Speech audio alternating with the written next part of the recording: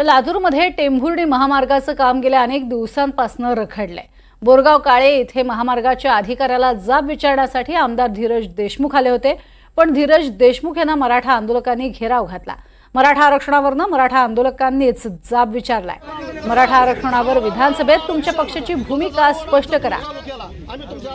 येत्या काळात मराठा समाजाला आरक्षण मिळालं पाहिजे, यासाठी विधानसभेत आवाज उठवावा। मराठा आरक्षण मिळालं तरच आम्ही विधानसभा निवडणुकीत तुमच्या पाठीशी असू, नाहीतर आम्हाला मतदान कोणाला करायचं हे ठरवावं लागेल। तुम्हाला मतदान करणार नाही अशी भूमिका मराठा आंदोलकांनी घेतली। दरम्यान आरक्षणाची अधिसूचना मुख्यमंत्र्यांनी काढली, ती का पाळली नाही असा सवाल तुम्ही मुख्यमंत्र्यांना आणि सरकारला विचारत नाही का?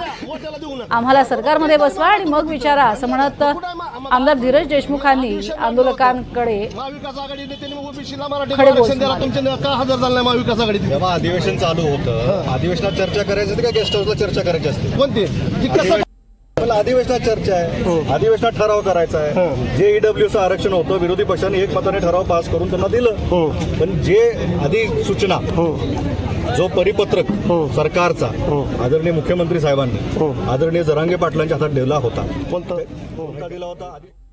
अधिवेशनात चर्चा आहे, अधिवेशनात ठराव करायचा आहे। जे ईडब्ल्यूचं आरक्षण होतं, विरोधी पक्षाने एकमताने ठराव पास करून त्यांना दिलं, पण जे अधिसूचना जो परिपत्रक सरकारचा आदरणीय मुख्यमंत्री साहेबांनी आदरणीय जरांगे पाटलांच्या हातात दिला होता, कोणता दिला होता? अधिसूचना काढली होती, त्या अधिसूचनेवर हरकती मागवण्यात आल्या होत्या।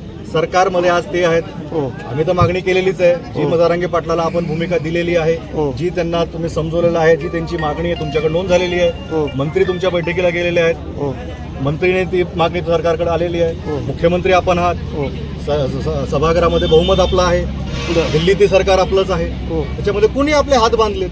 विरोधी पक्षाने कुठे हात बांधलेत? त्यांनी देऊन टाकावं।